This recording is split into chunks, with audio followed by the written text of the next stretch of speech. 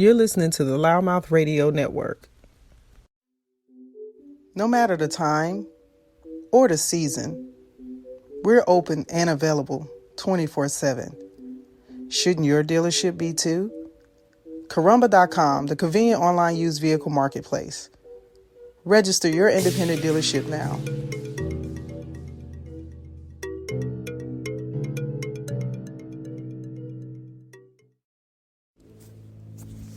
Over the weekend, my family and I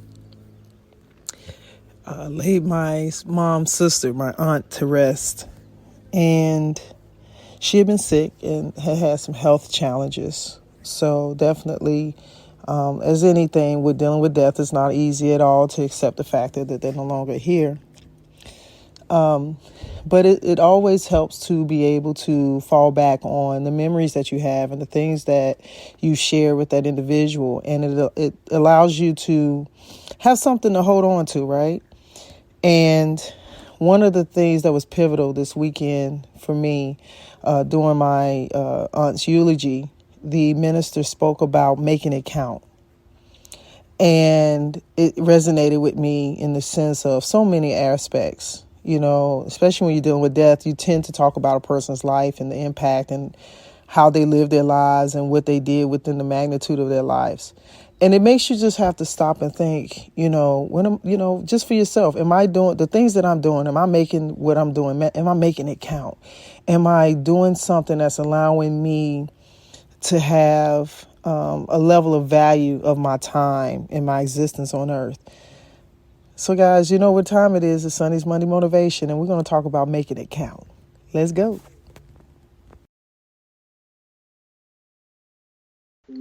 You're listening to Sonny's Monday Motivation here on loudmouthradio.com.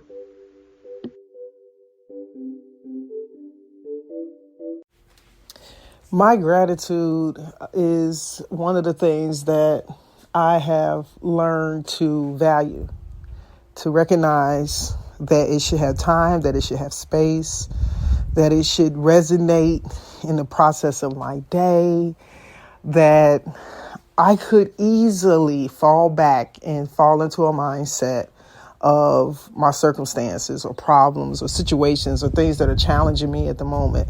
And if I was to focus on those, then it would be hard for me to have gratitude. It would be hard for me to see past the circumstances that present themselves in front of me.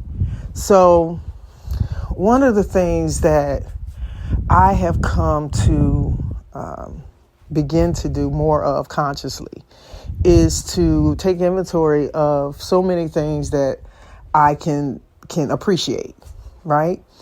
But most importantly, wanting to recognize where we're part of, am I playing in my own course of life? You know, as things are happening day to day, week to week, month to month, it's so easy to, say because of this or because of that happened, this is why this was this kind of situation for me. That's easy to do, right? What may not be as easy is taking account for decisions that may have been made or actions that were taken or circumstance that were allowed to build up and happen. And in that process, it gives you a direct result of what you're doing. What I'm doing right now is going to have a direct result in you guys hearing this radio show later, right? So one of the things that I think is important for us to do is to be, whatever we're doing, do it with intention. Do it with the precise meaning of why you're doing it.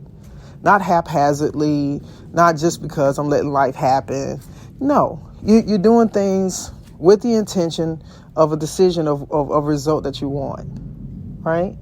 So, like for me, these radio shows that I've been doing day after day, month after month, year after year, I want them to count for something. I want them to have a value system beyond just myself. So I try to embark on subject matters, topics, people, places, and things that will resonate with you, right? So for me, at this precise moment, I'm focused on, sharing my thoughts, giving you my aspect of things that may be something I want to highlight and make it aware, make you think about it. So I want to always say how important it is that as we're doing things, right? If we start showing up more and doing things with full intention, how much more productive can we be? How much more of an impact can we be? Right? And in doing those things, whatever they are, let them resonate with you. Let them have a purpose in your life. People, there's an allowance that we give each person that we allow to take up any part of our day. Let's be honest. Everybody gets 24 hours. Not one person gets anything beyond greater than that. But how are we using our 24 hours? What are we doing in the midst of our day? Who are we talking to in the midst of our day? Who are we allowing in our space in the midst of the day? Who are we allowing to come into our thoughts? Who are we allowing to give room to our minds, our bodies, our souls, our spirits? All of that is energetically connected, right? So if there's something that for me, I know Mondays, I'm going to do Sonny's Monday Motivation. I know like clockwork, that show is going to go up, right? And in the process of doing that, I'm going to go through my, I might have some slight scripting. I may have some notes of how I want to proceed and process certain things. I may have certain subject matter that's going to be incorporated into the content. There's a whole process, right? And every part of the process matters to the end result. So the pattern of our lives, the things that we're doing in the course of a day, in a month, in a year, is all going to come together and be a circumference of our lives, right? It's the same process, just a different medium. So if we were to take inventory of our lives right now, how you think you square up? Willie, let's do the math. If we was to mathematically draw out our lives and add up the things we've done, add up the things that we've experienced, added up the things that we participated in, added up the things that we forgot, missed, or didn't participate in, and not to say that it has to be every moment, but you get what I'm saying, right? A friend of mine made a statement saying, every day I'm getting closer to death. Every day I live, wait a minute, how she put it? Every day I'm getting closer to the end of my life, because we're going through our aging process. Not saying that, she's dying or looking to die today or any of those things, but the statement was to be made that, every day that I go through this thing called life, I'm getting closer to the end of my term. Whether that could be 40, 50 years from now, but we're not living in reverse. We're living forward. So if we're living forward, what are we leaving behind us on the trail? How much of our trail is impacting people, and what ways are they impacted? Are we leaving people to feel good about the moment and space of time and interaction with us? Are we leaving them to feel confused? Are we leaving them to feel angry? What is the residue that we're leaving on people, right? I feel like our society has gone through, it's gone through some ebbs and flows, man, over the last few years. We have changed so many different things in the way we interact and see and do and work. And at the heart of it, though, there's still this aspect that people still have levels of consideration to take into account, and just showing up in that space of recognizing how you're taking account for things. How are we engaging with one another? Your coworkers, your family, your friends, your peers, and, if you have business partners, if you have clients, you got customers, we're all definitely engaging with one another every day throughout the course of the day. Unless you are an absolute mountain hermit, living in the mountains, you're looking like Castaway with a Wilson ball in the ocean. You're not in a space or a place where you're totally isolated. So what that does mean is that we need to be more conscious of our existence and how we're, what we're doing and how we're taking and how we're giving and how we're maneuvering and what is it that you're doing in the course of the day that is giving magnitude to not only you but other people.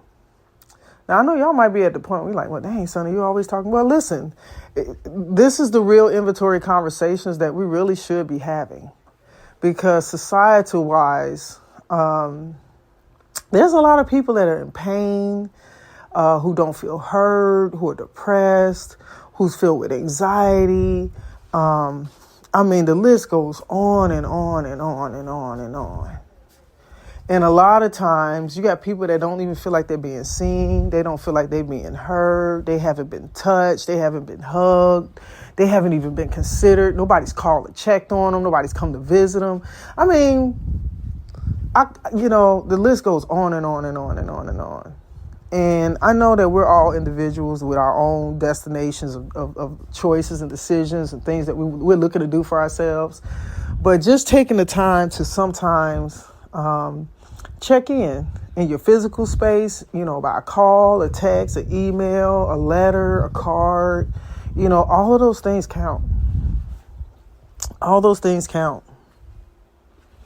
My aunt lived 72 years. She was less than 2 months away from her 73rd birthday. She was born on St. Patrick's Day.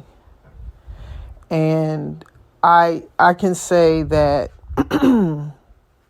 that it's pretty cool to be able to know that you had somebody that was in your life who's lived a really full life in so many ways.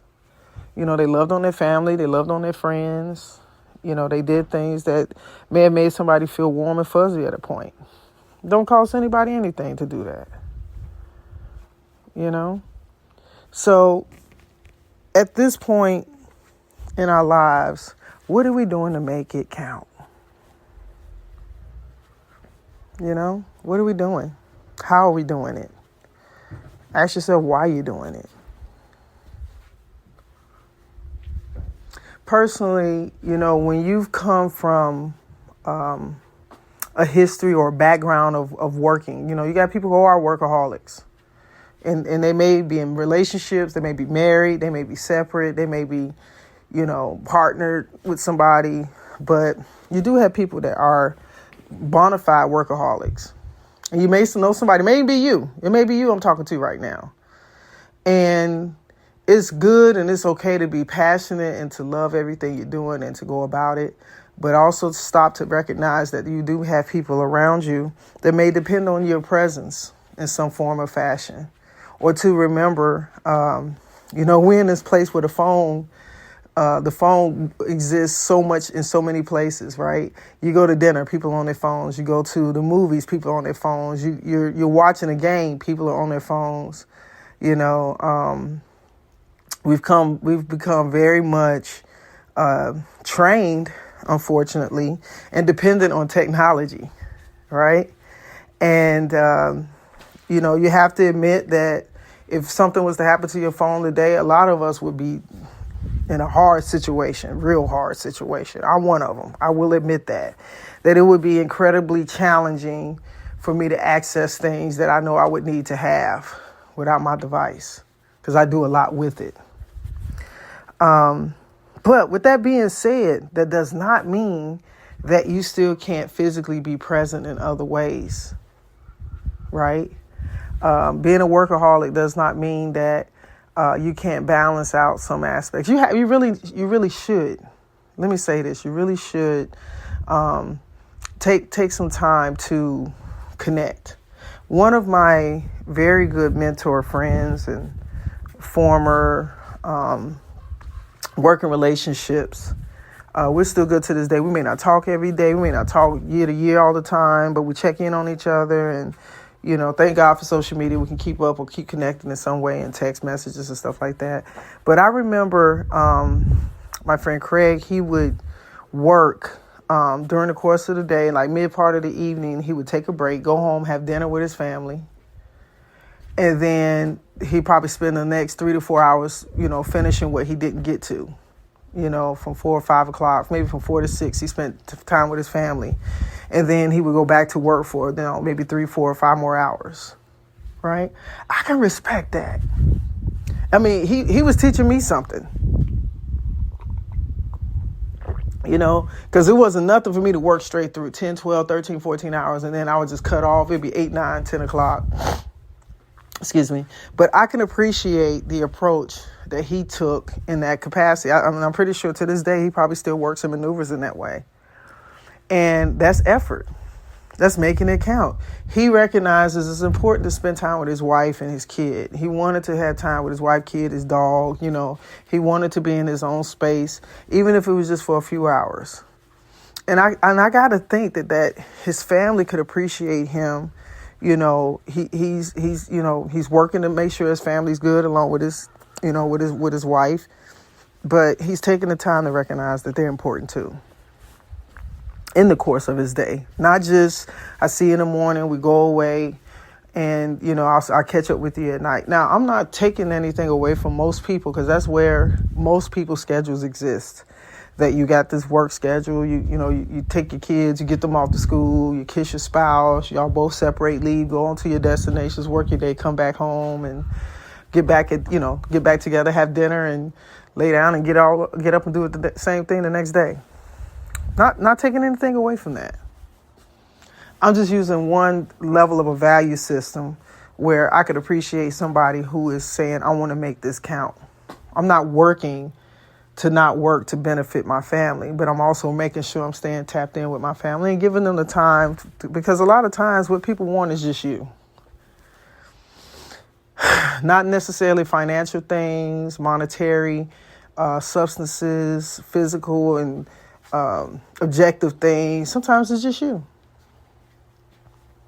So with that said, this one is not going to be a heavy, long discussion because I think it's pretty obvious that there's so many ways for people to tap into this conversation.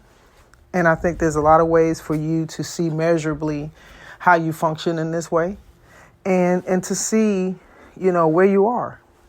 And if you are one of those people that are already taking that time to do this kind of activity or recognizing this type of circumstance, a situation, and making it, consideration of things, I honor you. I think that that's wonderful. This is the reason why I'm making mentioning of it. Because even for me, I know I can do more. Seeing my family this weekend was, just for a few days, but it was just, I can't even put it into words. Especially after to see a family member leave this plane. And, the old saying is people always get together at weddings and funerals. Because they're celebrating the lives and either departure or celebrating a new life going off to be created. But even in between there, though, right? But we got FaceTime, we got Facebook, we got different methods we can video chat, So it kind of leaves less room for excuses as to why we can't connect, right? And even in the workspace,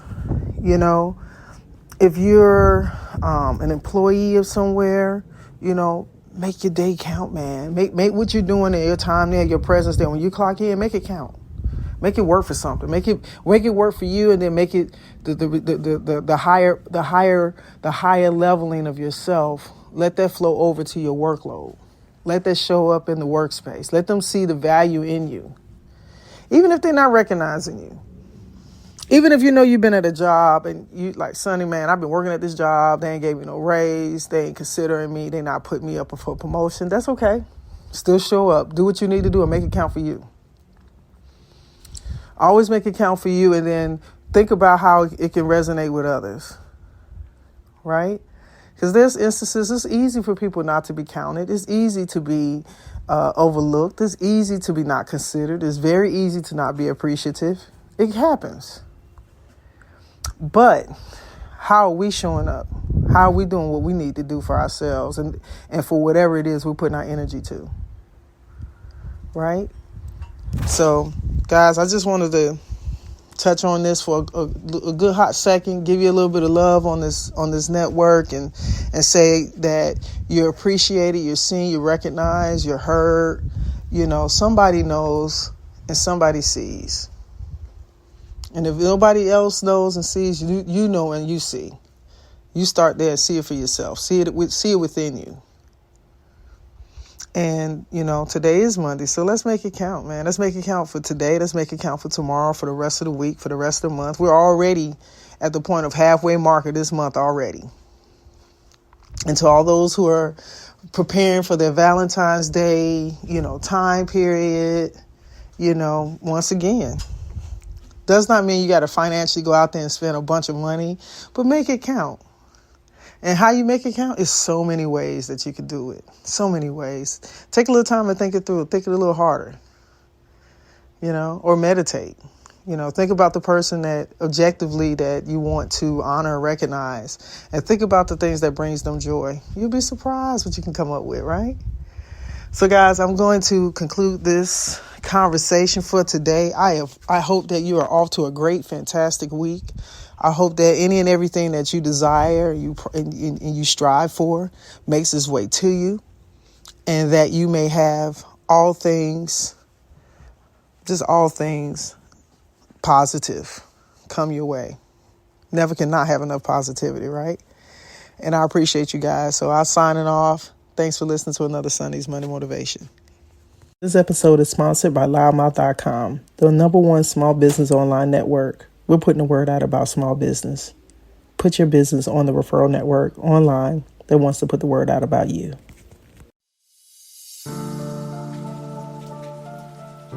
30.7 million small businesses in the U.S., creating 1.5 million jobs annually. Small business accounts for 64% of new job creation in the U.S.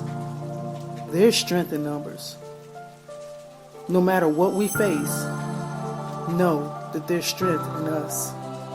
Because of you, we're able, we're capable, we're resilient, and we are available because we are small business. And together, we're the economy.